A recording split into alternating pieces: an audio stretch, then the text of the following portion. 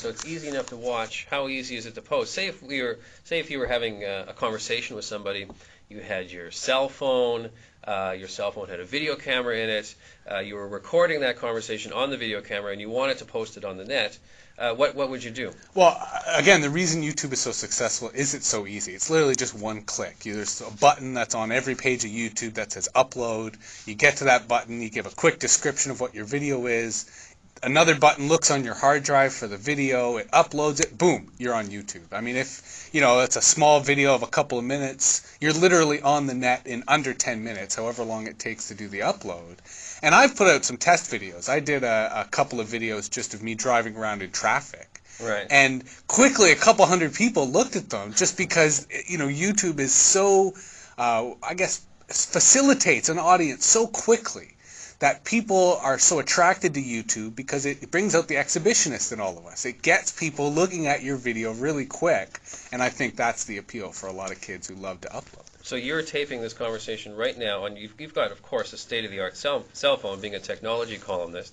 You walked in here, you turned it on, you didn't tell me, and you're taping this, and this is going up on YouTube. Well, and this is, I think, the casual or informal nature of YouTube, that it makes it so easy for anyone to create video, regardless of the context. I mean, if you go on YouTube and look at some of the videos, there are web cameras, there are phone cameras, there are old-school handy cams. This is low-tech TV. But that makes really, I think, the narrative and the interesting experiments that people do with TV that much more interesting. So is TV dead? I mean, really, honestly, when you look at something like this, is really this the end of traditional television delivery? Well, not at all. I think this is really a boost in the arm. And two examples. Good Morning America, which is one of the most popular morning TV shows out there, now has a weekly YouTube segment where if you are the greatest on YouTube, you'll graduate to the big leagues and be a Good Morning America. And similarly, there's TV shows like there's this channel G4 Tech TV, which has an entire TV show dedicated to internet video and taking stuff from YouTube and putting it on main TV. So really, this democratization means that anybody can get on to the big TV by working their way up through the minor leagues called YouTube. So it allows people to really get into TV. It's funny how whenever some new technology comes out, people start saying, oh, the old media is dead. This medium is going to die a quick death. And invariably, everyone seems to shuffle aside and make room for it. It's like a crowded streetcar.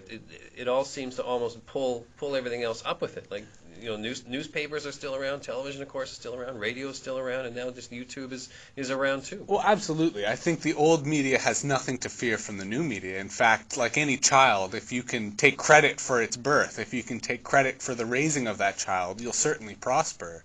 And there will be lots of television people who look at YouTube as a way to reduce their own costs, as a way to, CBC News World does not get 1 million viewers a day, but perhaps if they started uploading their clips to YouTube, they could get far more viewers than they would in the traditional cable or digital cable distribution. So you're really seeing an opportunity, I think, to get to kids who don't have the attention spans that previous generations did, who like YouTube in the way it compartmentalizes and really shrinks clips down to small digestible bits. Traditional broadcasters should see that as a way to reach out to that generation and build its audience beyond the traditional television broadcast. Now, mentioning kids, what safeguards are there on YouTube to keep kids safe?